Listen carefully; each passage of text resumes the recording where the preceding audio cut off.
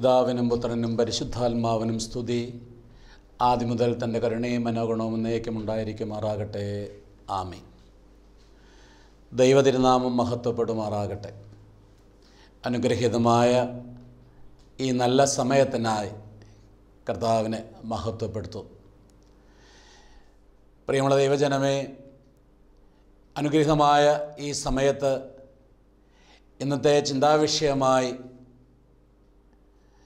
ചേർത്ത് വയ്ക്കുന്നത് പ്രത്യേകമായൊരു വിഷയമാണ്. വേദപുസ്തകത്തിൽ സ്ത്രീജനങ്ങളെക്കുറിച്ച് എന്താണ് ദൈവത്തിൻ്റെ വചനം നമ്മോട് സംസാരിക്കുന്നത്, അങ്ങനെയില്ലെങ്കിൽ സ്ത്രീജനങ്ങളോട് എന്താണ് ദൈവത്തിൻ്റെ വചനം സംസാരിക്കുന്നത് എന്നെല്ലാമാണ്. നമുക്കറിയാം, ഏതൊരു കുടുംബവും ആ കുടുംബത്തിൻ്റെ വിളക്ക് എന്ന് പറഞ്ഞ് വിശേഷിപ്പിക്കുന്നത് ആ ഭവനത്തിലെ ഭാര്യയെ, അതല്ലെങ്കിൽ അമ്മയെ ആണ്. ഓരോ കുടുംബത്തിലും ആയിരിക്കുന്ന സ്ത്രീജനങ്ങൾ അവർ ഓരോ ജീവിത സാഹചര്യങ്ങളിൽ ഓരോരോ വേഷങ്ങൾ കൈകാര്യം ചെയ്തിട്ടുള്ളവരാണ്. ഒരു സമയം തൻ്റെ മാതാപിതാക്കൾക്ക് മകളായും, തൻ്റെ സഹോദരങ്ങൾക്ക് സഹോദരിയായും, തുടർന്ന് ഭർത്താവിന് ഭാര്യയായും, തൻ്റെ മക്കൾക്ക് അമ്മയായും, കൊച്ചുമക്കൾക്ക് വല്യമ്മയായും, അതുമല്ലെങ്കിൽ മുതുമുത്തശ്ശിയായുമൊക്കെയും പലവിധമായ വേഷങ്ങൾ കൈകാര്യം ചെയ്യുന്നവരാണ് സ്ത്രീജനങ്ങൾ. പരിശുദ്ധ സഭയോടുള്ള ബന്ധത്തിൽ എവിടെ നോക്കിയാലും നമുക്ക് കാണുവാനായിട്ട് സാധിക്കുന്നത് മിക്കവാറും പുരുഷന്മാരിൽ അധികമായും ദൈവബന്ധത്തോട് നിൽക്കുന്നവരാണ് സ്ത്രീജനങ്ങൾ തന്നെയാണ്. അധികമായും പുരുഷന്മാർക്കാൾ കൂടുതലായും ആരാധനയോട് ബന്ധപ്പെടുന്നതും സ്ത്രീജനങ്ങളാണ്. ഒരു കുടുംബത്തിൻ്റെ കെട്ടുറപ്പിന് ഒരു സ്ത്രീയുടെ പ്രവർത്തനം വളരെ പ്രാധാന്യമർഹിക്കുന്ന കാര്യമാണ്. അതുകൊണ്ട് സ്ത്രീ എന്ന് പറയുന്നത് പരിശുദ്ധ സഭയുടെ പ്രവർത്തന മേഖലകളിലും വചനത്തിൻ്റെ കേൾവിയുടെ അല്ലെങ്കിൽ പ്രഘോഷണവേളയിലും ഒക്കെയും പ്രാധാന്യമർഹിക്കുന്ന ഒരു വ്യക്തിത്വമാണ്. പ്രിയമുള്ളവരെ, ആ വിധത്തിൽ സ്ത്രീകളെക്കുറിച്ച് വചനം എന്ത് പറയുന്നുവെന്ന് നമുക്കൊന്ന് കേൾക്കാം. സ്ത്രീയെ നമ്മൾ ആദ്യം കാണുന്നത് നമുക്കെല്ലാവർക്കും പരിചയമുള്ളതുപോലെ ഏദൻ തോട്ടത്തിലാണ്. ആദമിന് തക്ക തുണയായി ഹവ്വയെ നൽകുന്ന ദൈവം. തുടർന്നിങ്ങോട്ട് കടന്നു വരുമ്പോൾ അനേകം സ്ത്രീജനങ്ങളെ നമുക്ക് കാണുവാം.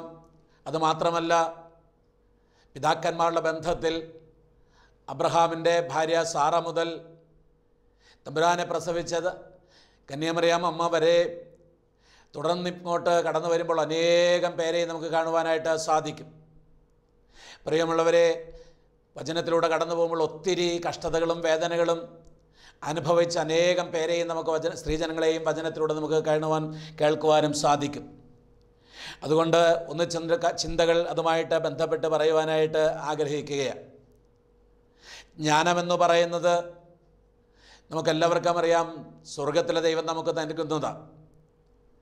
യഹോവ ഭക്തി ജ്ഞാനത്തിൻ്റെ ആരംഭമാകുന്നുവെന്ന് നമ്മൾ സൺഡേ സ്കൂളിലെ ക്ലാസ് മുതൽ പഠിച്ചു വരികയാണ്.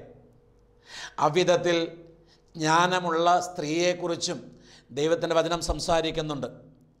സദൃശ്യവാക്യം 14 അധ്യായത്തിൻ്റെ 1 വാക്യം ഇപ്രകാരം പറയുന്നു: സ്ത്രീകളിൽ ജ്ഞാനമുള്ളവൾ വീട് പണിയുന്നു, ദോഷമുള്ളവളോ അത് സ്വന്തം കൈകൊണ്ട് പൊളിച്ചു കളയുന്നു. പല കുടുംബങ്ങളിലും സന്തോഷ അനുഭവമുള്ള ഭവനങ്ങളുണ്ട്, അതുപോലെ തന്നെ ദോഷ പ്രവർത്തനങ്ങളുള്ള ഭവനങ്ങളുണ്ട്. ചിലതൊക്കെയും ഭർത്താക്കന്മാരുടെ പ്രവർത്തനത്തിൻ്റെ ദോഷമാകാം, ചിലതൊക്കെയും കുടുംബത്തിലെ മറ്റ് അസ്വസ്ഥതകളാകാം. എങ്കിൽ പോലും നമ്മുടെ വിഷയമായിരിക്കുന്ന സ്ത്രീജനങ്ങളോട് ബന്ധപ്പെട്ട് ചിന്തിക്കുമ്പോൾ ചില ഭവനങ്ങളിലൊക്കെയും സ്ത്രീകൾ പ്രശ്നമുണ്ടാക്കുന്നതിന് നടുവിൽ നിൽക്കുകയാണ്. എന്നാൽ ജ്ഞാനമായിട്ടുള്ളവൾ, ദൈവജ്ഞാനത്തിൽ നിലനിൽക്കുന്നവൾ സ്വന്തം പ്രവൃത്തി കൊണ്ട് ഒരു കുടുംബം പൊളിച്ചു കളയുവാനോ കുടുംബത്തിലെ സ്വസ്ഥത നശിപ്പിക്കുവാനോ തയ്യാറാകത്തില്ല. കുടുംബത്തിൽ പ്രകാശമുണ്ടാകുന്ന സ്ത്രീയുടെ പ്രവർത്തനമാണ്. 2 ദിവസം ഭർത്താവ് വയ്യാതെ സുഖമില്ലാതെ കിടക്കുന്നുവെങ്കിലും ആ കുടുംബത്തിൽ ഒരു പ്രയാസവും ബുദ്ധിമുട്ടുമില്ലാതെ ആ ഭാര്യ കുടുംബം ഭംഗിയായിട്ട് കൊണ്ടുപോവുക തന്നെ ചെയ്യും. എന്നാൽ ഭാര്യയായിരിക്കുന്നവൾ ഒന്ന് അവശതയായി ബുദ്ധിമുട്ടായി കിടക്കയിൽ അഭയം പ്രാപിക്കുന്നെങ്കിൽ 2-3 ദിവസം കഴിയുമ്പോഴേക്കും ഒരുപക്ഷെ ഭവനത്തിൻ്റെ താളം തെറ്റിയേക്കാം. അതുകൊണ്ട് തന്നെ ഒരു കുടുംബത്തിന് ഒരു സ്ത്രീ എന്ന് പറയുന്നത് വളരെ അനുഗ്രഹകരമായ ഒരു വ്യക്തിത്വമാണ്. പ്രിയമുള്ളവരെ, സങ്കീർത്തനം 128 അതിൻ്റെ 1 നമ്മൾ ഇപ്രകാരം കാണുന്നു. ഒരു കുടുംബത്തെക്കുറിച്ച് ചിത്രീകരിക്കുമ്പോൾ നമ്മൾ ആദ്യം വായിക്കുന്ന വേദഭാഗമാണത്. യഹോവയെ ഭയപ്പെടുന്ന മനുഷ്യൻ ഭാഗ്യവാൻ. യഹോവയെ ഭയപ്പെട്ട് അവൻ്റെ വഴിയിൽ നടക്കുന്ന മനുഷ്യൻ ഭാഗ്യവാൻ. ആ വാക്യത്തിലൂടെ അതിൻ്റെ തൊട്ടടുത്ത വാക്യം വരുമ്പോഴേക്കും അവിടെ ശക്തമായിട്ട് ഇപ്രകാരം വാക്യം ചേർത്ത് വെച്ചിട്ടുണ്ട്. 128-ാം സങ്കീർത്തനത്തിൻ്റെ 1, 2, 3 വാക്യങ്ങളിലൂടെ പറയുന്നു. അവിടെ ഭാര്യയായിരിക്കുന്നവളെക്കുറിച്ച് പറയുന്നു. യഹോവയെ ഭയപ്പെട്ട് അവൻ്റെ വഴികളിൽ നടക്കുന്ന ഭാഗ്യവാൻ.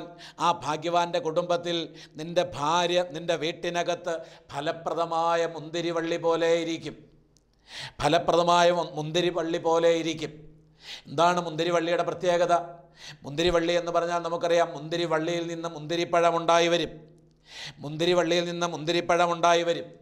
മുന്തിരിപ്പഴം അതിൽ നിന്ന് നമുക്ക് വീഞ്ഞ് കിട്ടും, അല്ലെങ്കിൽ മുന്തിരിച്ചാറ് കിട്ടും. മുന്തിരിച്ചാറ് എന്ന് പറയുന്നത് സന്തോഷത്തിൻ്റെ അനുഭവമാണ്. മുന്തിരിച്ചാറ് സന്തോഷത്തെയാണ് കാണിക്കുന്നത്. അപ്പോൾ ഒരു കുടുംബത്തിലിരിക്കുന്ന യഹോവയെ ഭയപ്പെട്ട് നടക്കുന്ന ഭർത്താവിൻ്റെ ഭാര്യയായിരിക്കുന്നവൾ കുടുംബത്തിൽ അനുഗ്രഹമായൊരു മുന്തിരിവള്ളി പോലെ ഇരിക്കുമെന്ന് പറയുമ്പോൾ അത് ഫലം പുറപ്പെടുവിക്കുന്ന, മുന്തിരിക്കായ പൊഴിക്കുന്ന, അല്ലെങ്കിൽ സന്തോഷം പുറപ്പെടുവിക്കുന്ന ഒരു വ്യക്തിത്വമായിട്ട് തീരണം.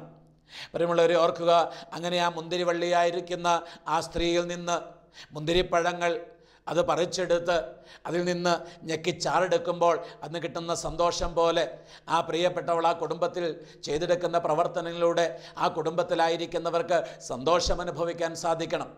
ആ കുടുംബത്തിലായിരിക്കുന്ന ആ ഭർത്താവിനും അല്ലെങ്കിൽ ഭർത്താവിൻ്റെ മാതാപിതാക്കൾക്ക്, സ്വന്തം മക്കൾക്ക്, ബന്ധപ്പെട്ട് നിൽക്കുന്നവർക്ക്, ചുറ്റുപാടും പാർക്കുന്നവർക്ക്, നാം ആയിരിക്കുന്ന സമൂഹത്തിലൊക്കെയും തൻ്റെ പ്രവർത്തനം, തൻ്റെ ജീവിതത്തിൻ്റെ ക്രമീകരണം സന്തോഷത്തിന് കാരണമായി തീരണം. അതുകൊണ്ട് പ്രിയമുള്ളവരെ ഓർക്കുക, സ്ത്രീകൾക്ക് വലിയ ഉത്തരവാദിത്വങ്ങൾ ചെയ്തെടുക്കുവാനായിട്ട് ഉണ്ട്. സ്ത്രീകൾക്ക് വലിയ ഉത്തരവാദിത്വങ്ങൾ ഇനിയും ചെയ്തെടുക്കാനുണ്ടെന്ന് ദൈവത്തിൻ്റെ വചനം പറയുകയാണ്.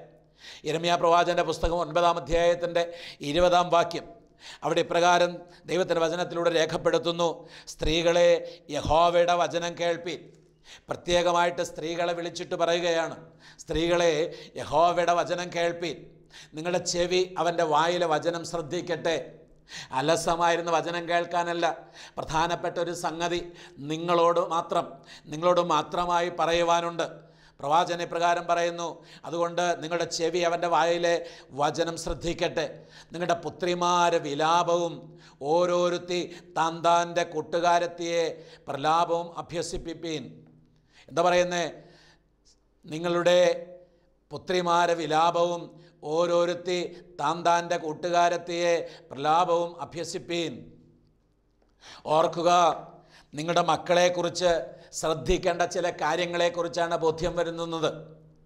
ഈ കാലഘട്ടത്തിൽ നാം ജീവിക്കുന്ന ഈ നാളുകളിൽ ഒത്തിരി മക്കളെക്കുറിച്ച് ഒത്തിരി പേർക്ക് പരാതി പറയാനുണ്ട്, ഒത്തിരി പേർക്ക് സങ്കടം പറയാനുണ്ട്, ഒത്തിരി പേർക്ക് വിഷമം പറയാനുണ്ട്. ചില കുടുംബങ്ങളിൽ പല കാര്യങ്ങളും അന്വേഷിക്കുമ്പോൾ അറിയാം, പല കുടുംബത്തിലെയും അസ്വസ്ഥതയ്ക്ക് കാരണം സ്വന്തം മക്കളെക്കുറിച്ചുള്ള വിചാരങ്ങളാണ്. ചില മക്കൾ ചൊല്ലുവിളിക്ക് വരുന്നില്ല, ചില മക്കൾ ദൈവാരാധന ബന്ധപ്പെടുന്നില്ല, ചില മക്കൾ പറഞ്ഞാൽ അനുസരണയില്ല, ചില കുടുംബത്തിലെ മക്കൾ മദ്യത്തിനും മയക്കുമരുന്നും അടിമപ്പെടുവാനുള്ള വഴിയിൽ നിൽക്കുന്നു. അതുപോലെ ആ കുടുംബങ്ങളിൽ അസ്വസ്ഥത പുകയുന്നു.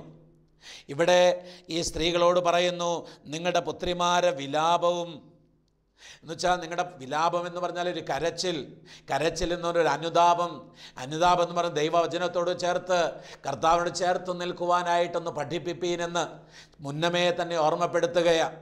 കുഞ്ഞായിരിക്കുമ്പോൾ തന്നെ അല്ല, കുഞ്ഞാകാൻ തുടങ്ങുമ്പോൾ തന്നെ, അതുമല്ല അതപ്പുറം ഉദരത്തിൽ കുഞ്ഞായിരിക്കുമ്പോൾ തന്നെ ദൈവത്തോട് ചേർത്ത്, ദൈവവചനത്തോട് ബന്ധപ്പെട്ട്, പ്രാർത്ഥനയോട് ബന്ധപ്പെട്ട് വയറിലിട്ട് വളർത്തിയെടുക്കാൻ പ്രിയമുള്ളവരെ ഇനി അമ്മമാരായിരിക്കുന്നവർ ശ്രദ്ധിക്കേണ്ടതാണ്.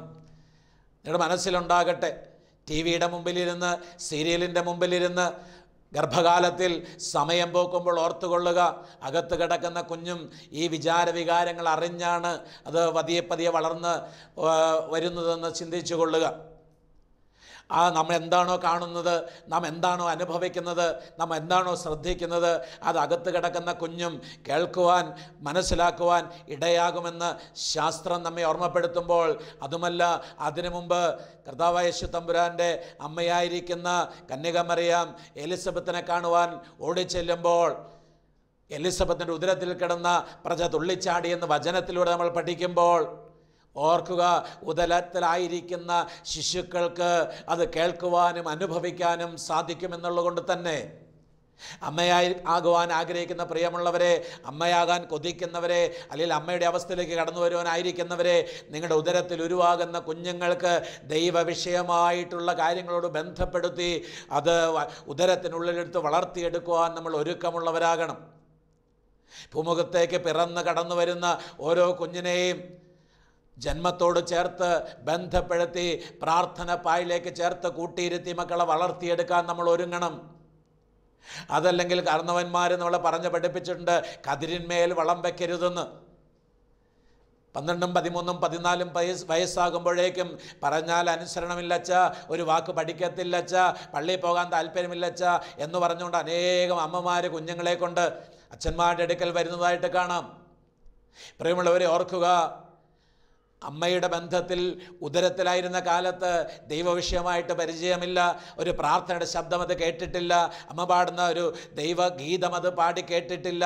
പുറത്തു വന്ന കാലത്ത് ഒരു പ്രാർത്ഥനയുടെ സന്ദർഭത്തിൽ ആ കുഞ്ഞിനെ ഒന്ന് കിടത്തി പ്രാർത്ഥന കേൾപ്പിച്ചില്ല, ഇരിക്കാൻ പ്രായത്തിൽ ഇരുത്തി പരിശീലിപ്പിച്ചില്ല, അല്ലെങ്കിൽ നടക്കാൻ പ്രായത്തിൽ ചേർത്തിരുത്തി പരിശീലിപ്പിക്കുന്നില്ലെങ്കിൽ ഒരു കാലത്തും കുഞ്ഞിന് ലഭിക്കാത്ത ഒരു കാര്യവും നാളെ അവർ ചെയ്തെടുക്കുമെന്ന് ആരും വിചാരിക്കേണ്ട.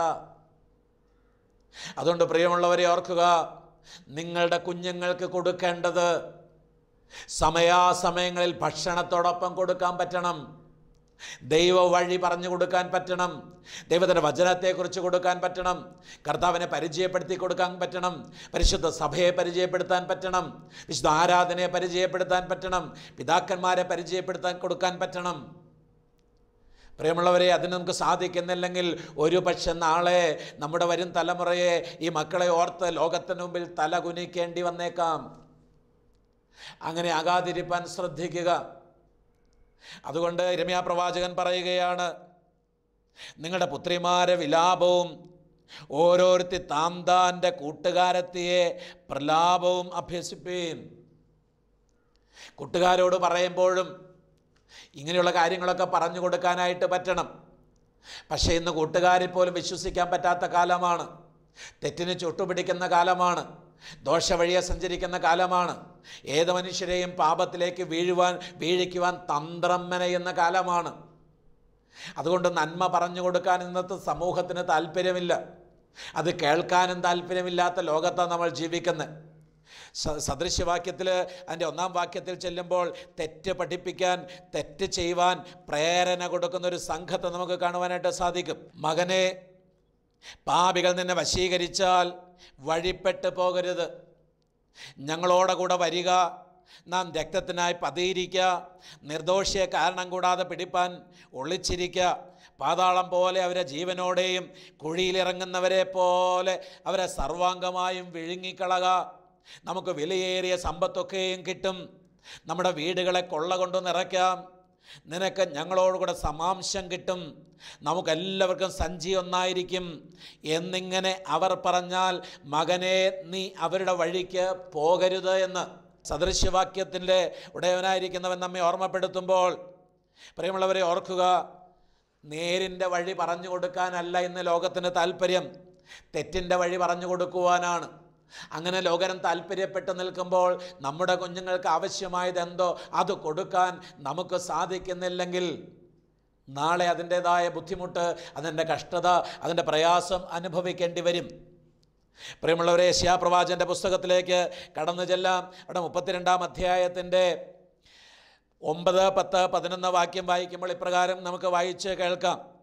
സ്വൈര്യമായിരിക്കുന്ന സ്ത്രീകളെ എഴുന്നേറ്റ് എൻ്റെ വാക്ക് കേൾപ്പീൻ.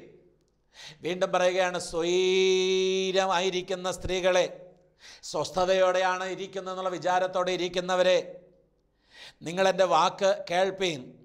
വീണ്ടും കുറച്ചുകൂടെ വ്യക്തമായ വിധത്തിൽ പ്രവാചകൻ രേഖപ്പെടുത്തുക, ചിന്തയില്ലാത്ത പെണ്ണുങ്ങളെ എൻ്റെ വചനം ശ്രദ്ധിപ്പീൻ. നാളെയെക്കുറിച്ച് ചിന്തയില്ലാത്ത, വരുന്ന തലമുറയെക്കുറിച്ച് ചിന്തയില്ലാത്ത, തൻ്റെ കുടുംബത്തിലെ സ്ഥാനത്തെക്കുറിച്ച് ചിന്തയില്ലാത്ത, ഞാൻ ആരായിരിക്കണമെന്ന് വിചാരിക്കാതെ പ്രിയമുള്ളവരെ ആയിരിക്കുന്നവരെ ഓർമ്മപ്പെടുത്തുകയാണ്. ചിന്തയില്ലാത്ത പെണ്ണുങ്ങളെ, ഒരാണ്ടും കുറെ നാളും കഴിയുമ്പോൾ നിങ്ങൾ നടുങ്ങിപ്പോകും. കുറച്ച് നാളുകൾ കഴിയുമ്പോഴേക്കും, കുറച്ച് സംവത്സരങ്ങൾ കഴിയുമ്പോഴേക്കും നിങ്ങൾ നടുങ്ങിപ്പോകേണ്ട കാലം വരും. നിങ്ങൾ കണ്ണുനീരൊഴുക്കേണ്ട കാലം വരും.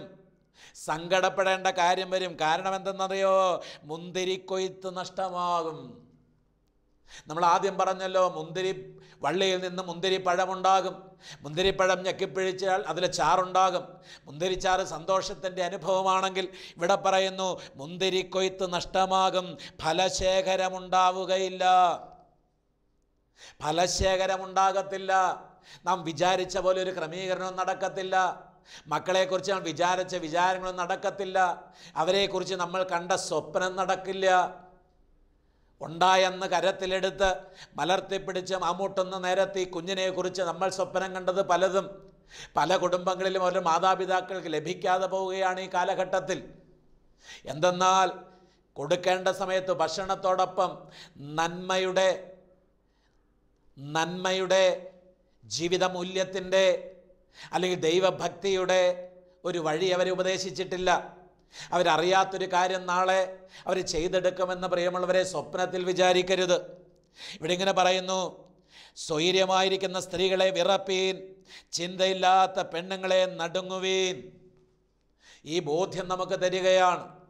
അതുകൊണ്ട് എങ്ങനെയും അങ്ങ് ജീവിച്ചാൽ മതി, ഇങ്ങനെയൊക്കെ ജീവിച്ചാൽ മതി, ഒരു ആഘോഷ തിമിർപ്പിൽ ജീവിച്ചാൽ മതി, ആനന്ദത്തിൽ ജീവിച്ചാൽ മതി, മകൾക്ക് എന്തും കൊടുത്ത്, എന്തു സുഖസൗകര്യം ചെയ്തു കൊടുത്ത്, ആധുനിക കണ്ടുപിടുത്തങ്ങളുടെ കാഴ്ചകൾ കാണിച്ചു കൊടുത്ത്, ഉള്ള സൗകര്യങ്ങൾ ചെയ്തു കൊടുത്ത് മക്കളെ വളർത്തുമ്പോൾ ഓർക്കുക, നാളെ നടുങ്ങുവാനുള്ളൊരു കാലമുണ്ട്.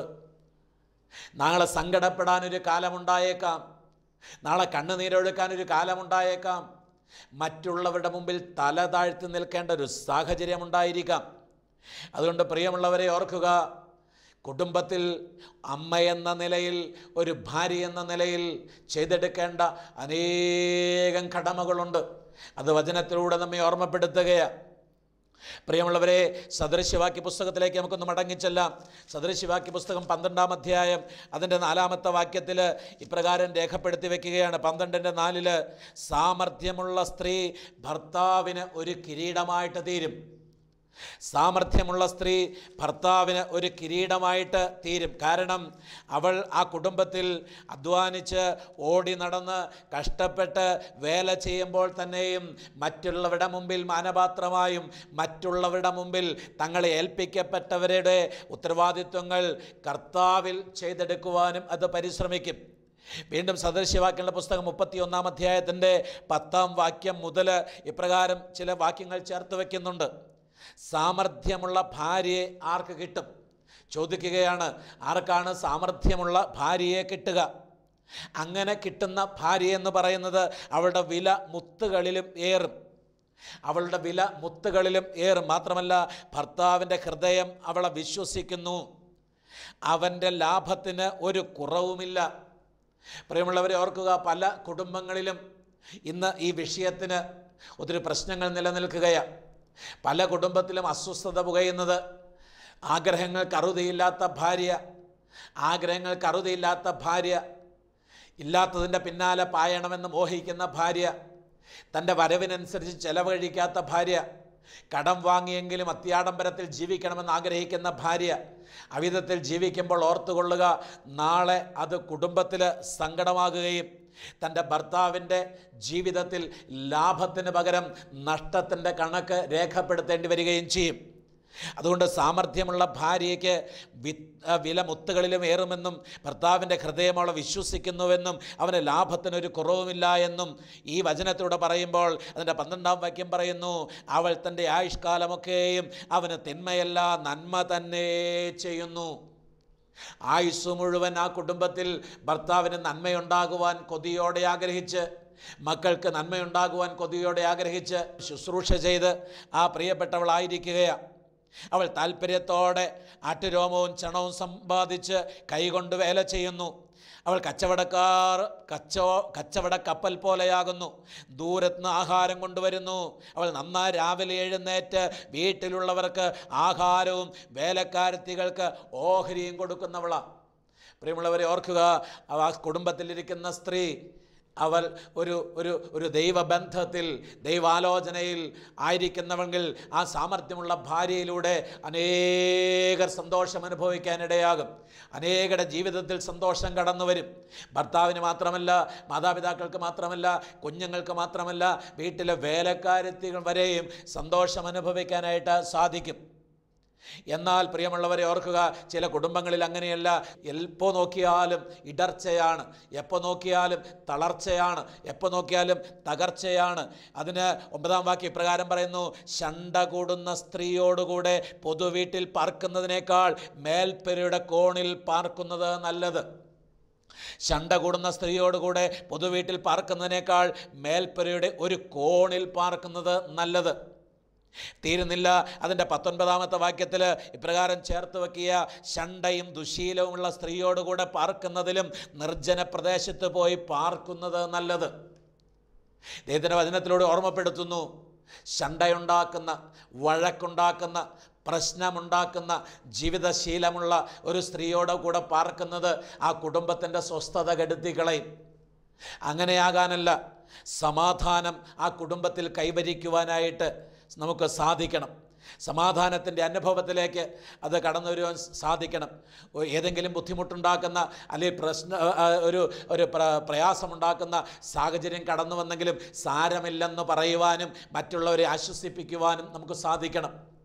ജീവിതത്തിൻ്റെ വഴിത്താരയിൽ കഷ്ടപ്പെട്ട് ഓടി നടന്ന് വേല ചെയ്ത് കുടുംബം നോക്കുന്ന ഭർത്താവിൽ എന്തെങ്കിലും ഒരു അല്പം മാനസികമായ പിരിമുറക്കമുണ്ടെന്ന് കണ്ടെന്ന് സാരമില്ലെന്ന് പറഞ്ഞ് ആശ്വസിപ്പിക്കുമ്പോഴാണ് ഒരു ഭാര്യയുടെ ദൗത്യം പൂർണ്ണമാകത്തുള്ളൂ. പഠിക്കുന്ന വേളകളിൽ, ജോലിയോടുള്ള ബന്ധത്തിൽ, ഒരു ഇൻ്റർവ്യൂവിൻ്റെ ബന്ധത്തിൽ, അതിന് കടന്നു പോകുന്ന മക്കളുടെ ഒരു ജീവിതത്തിൽ നിൽക്കുമ്പോൾ സാരമില്ല, ധൈര്യത്തോടെ പോയിക്കോൾക്കുക, കർത്താവ് നിന്നെ കാത്തുകൊള്ളുമെന്ന് പറഞ്ഞ് ബോധ്യപ്പെടുത്തി വിടുമ്പോഴാണ് ഒരു അമ്മയുടെ ദൗത്യം അവരെ സംബന്ധിച്ച് പൂർണ്ണമാകത്തുള്ളൂ. അപ്പോൾ ഒരു കുടുംബത്തിൽ വിളക്കായി, വെളിച്ചമായി, എന്നും സന്തോഷമായി ഒരു ഭാര്യ അല്ലെങ്കിൽ ഒരു അമ്മ വർത്തിക്കേണ്ടിയിരിക്കുന്നു. പ്രിയമുള്ളവരെ പറഞ്ഞ് സമയം തീർക്കുകയാണ്. ചില കുടുംബത്തിൽ സ്വസ്ഥതയ്ക്ക് പകരം അസ്വസ്ഥതയുണ്ടാക്കുന്ന മക്കളെ കാണാനായിട്ട് സാധിക്കും. അവരെക്കുറിച്ചും ദൈവത്തിൻ്റെ വചനം ശക്തമായിട്ട് ബോധ്യം തരുന്നുണ്ട്. അവരെക്കുറിച്ചും ദൈവത്തിൻ്റെ വചനം ശക്തമായിട്ട് തരുന്ന ബോധ്യത്തിൽ അപ്പോസ്തലനായ പൗലോസ് ശ്ലീഹ തീമോഥെയോസിന് എഴുതിയ 1-ാം ലേഖനത്തിൽ ഒറ്റ വാക്യം ഇപ്രകാരം പറയുന്നുണ്ട്. ആ വാക്യം പ്രിയമുള്ളവരെ ഞാൻ നിങ്ങളുടെ മുമ്പിലേക്ക് ഇപ്പോൾ വായിക്കുകയാണ്. 1 തീമോഥെയോസിന് എഴുതിയതായ 1-ാം ലേഖനത്തിൻ്റെ 2-ാം അധ്യായത്തിൻ്റെ 9-ാമത്തെ വാക്യം: അവണ്ണം സ്ത്രീകളും യോഗ്യമായ വസ്ത്രം ധരിച്ച് ലജ്ജാശീലത്തോടും സുബോധത്തോടും കൂടെ തങ്ങളെ അലങ്കരിക്കണമെന്ന്. ഇന്നത്തെ കാലത്ത് നോക്കിയാൽ ഒത്തിരി പ്രശ്നങ്ങളുള്ള അല്ലെങ്കിൽ പത്രത്തിലൂടെ കാണുമ്പോൾ നമ്മെ ഭയപ്പെടുത്തുന്ന ചില സാഹചര്യങ്ങൾക്ക് ഒരുപക്ഷെ കാരണമാകുന്ന ഇതൊക്കെ തന്നെ ആകുമോ എന്ന് എനിക്ക് അറിഞ്ഞുകൂടാ. എന്നാലും നമ്മൾ ദൈവമക്കൾ ദൈവവചനത്തിനോട് അനുരൂപരായി യോഗ്യമായ വസ്ത്രം ധരിച്ച് ജീവിതത്തിൽ മുന്നോട്ട് പോകുവാൻ നമുക്ക് സാധിക്കണം. മറ്റുള്ളവരെ പ്രചോദിപ്പിക്കുന്ന വിധത്തിലുള്ള വസ്ത്രധാരണം നമ്മുടെ ജീവിതത്തിൽ ഉണ്ടാകരുത്. മറ്റുള്ളവരെ പാപത്തിലേക്ക് ചിന്തിപ്പിക്കുന്ന ഒരു വസ്ത്രധാരണം നമ്മുടെ ജീവിതത്തിൽ ഉണ്ടാകരുത്. അത് നല്ലതല്ല എന്ന് പൗലോസ് ശ്ലീഹ ഓർമ്മപ്പെടുത്തുകയാണ്. അതുകൊണ്ട് പ്രിയമുള്ളവരെ ഞാൻ പറഞ്ഞ് അവസാനിപ്പിക്കട്ടെ. ഒരു കുടുംബത്തിന് അനുഗ്രഹമായി, വിളക്കായി, സന്തോഷമായി നൽകപ്പെട്ടിരിക്കുന്ന ഭാര്യയായ, അമ്മയായ, സഹോദരിയായ, മകളായ, അല്ലെങ്കിൽ മുത്തശ്ശിയായ, മുതുമുത്തശ്ശിയായ പ്രിയമുള്ളവരെ, നമ്മളാലാകുന്ന വിധത്തിൽ എല്ലാവരുടെയും ജീവിതത്തിൽ സന്തോഷമുണ്ടാകുമാറ്, എല്ലാവരുടെയും ജീവിതത്തിൽ സമാധാനമുണ്ടാകുമാറ്, നാം ജീവിക്കുന്ന ജീവിത സാഹചര്യത്തിൽ എന്നെന്നും ആനന്ദം ഉണ്ടാകുമാറ് പ്രവർത്തിപ്പാൻ നമുക്ക് സാധിക്കട്ടെ. ദൈവത്തിൻ്റെ വചനം നമുക്കതിനെ കൂട്ടായിരിക്കട്ടെ. കർത്താവിൻ്റെ കൃപ നമുക്ക് ലഭിക്കട്ടെ. നമ്മളോട് ബന്ധപ്പെട്ട് നിൽക്കുന്ന ഭർത്താവും മക്കളും അല്ലെങ്കിൽ മാതാപിതാക്കളും ആ കുടുംബത്തിൽ നിന്ന് ആനന്ദം അനുഭവിച്ച് സന്തോഷത്തിൽ നിറയുമ്പോഴാണ് ഒരു ഭാര്യയുടെ ജീവിതത്തിലും അത് സന്തോഷകരമായും തൻ്റെ ദൗത്യം നിറവേറ്റി എന്ന വിധത്തിലും അതിനൊരു ആശ്വാസത്തിൻ്റെ തുറമുഖമാണ് നമുക്ക് സാധിക്കുന്നത്. അതിന് കർത്താവ് എല്ലാ ബലവും ശക്തിയും നിങ്ങൾക്ക് തരട്ടെ എന്ന് ഓർമ്മപ്പെടുത്തി എൻ്റെ വാക്കുകളെ നിർത്തുന്നു. ഏതെങ്കിലും വിഷയങ്ങൾ നിങ്ങളെ ചിന്തിപ്പിച്ചിട്ടുണ്ടെങ്കിൽ, അല്ലെങ്കിൽ ഏതെങ്കിലും വിഷയങ്ങൾ നിങ്ങളെ ചിന്തയ്ക്ക് വിധേയമായിട്ടുണ്ടെങ്കിൽ, മറ്റേതെങ്കിലും വിഷയങ്ങൾ ഏതെങ്കിലും ബുദ്ധിമുട്ടിലേക്ക് നയിച്ചിട്ടുണ്ടെങ്കിൽ കർത്താവ് നിങ്ങൾക്ക് ആവശ്യമായ ബോധ്യങ്ങൾ തരട്ടെ എന്ന് പ്രാർത്ഥിച്ച് എൻ്റെ വാക്ക് നിർത്തുന്നു. ഒരു വാക്ക് നമുക്ക് ചേർന്ന് പ്രാർത്ഥിക്കാം. നിത്യനും പരിശുദ്ധനുമായ സ്വർഗസ്ഥനായ ഞങ്ങളുടെ പിതാവേ, ഈ നല്ല സമയത്തിനായി അടിയങ്ങളെ സ്തുതിക്കുന്നു. ഓരോ കുടുംബത്തിലുമായിരിക്കുന്ന പ്രിയപ്പെട്ട സ്ത്രീജനങ്ങളെക്കുറിച്ച് ദൈവത്തിൻ്റെ വചനത്തിലൂടെ എന്ത് സംസാരിക്കുന്നുവെന്ന് കർത്താവെ ഈ പകൽക്കാലം ഞങ്ങൾ കേൾക്കുമ്പോൾ അവരവരായിരിക്കുന്ന സാഹചര്യത്തിൽ ദൈവവചനത്തോട് ബന്ധപ്പെട്ട് ജീവിക്കുവാൻ തക്കവണ്ണം ദൈവമേ ഞങ്ങളെ ഓരോരുത്തരെയും ഓരോ കുടുംബത്തിലായിരിക്കുന്ന പ്രിയപ്പെട്ടവരെയും അനുഗ്രഹിക്കണമേ എന്ന് പ്രാർത്ഥിക്കുന്നു. ഓരോരുത്തരെയും ജീവിതത്തിലെ സന്തോഷം മറ്റുള്ളവരിലേക്ക് പകരുമ്പോൾ ആ സന്തോഷം മറ്റുള്ളവർ അനുഭവിക്കാനും അതുമൂലം ആ കുടുംബം ഒരു സ്വർഗീയ ഭവനമായി തീരുവാനും ദൈവാത്മാവ് വിളയാടുന്നൊരു ഭവനമായി തീരുവാനും ഇടയാകുമാറാകണമേ. തകർച്ചയുടെ വഴിയിലേക്കല്ല, ആനന്ദത്തിൻ്റെ തുറമുഖത്തേക്ക് ആ കുടുംബം ചേർന്ന് നിൽക്കുവാൻ സഹായിക്കുമാറാകണമേ. അതിന് അതിൻ്റെ പ്രിയപ്പെട്ട മക്കളെല്ലാവരെയും അനുഗ്രഹിക്കണമെന്ന് പ്രാർത്ഥിക്കുന്നു. അൻപുള്ള യേശുവിൻ നാമം ചോദിക്കുന്നു, പിതാവേ കേട്ട് ഉത്തരമല്ലുമാറാകണമേ. ആമേൻ.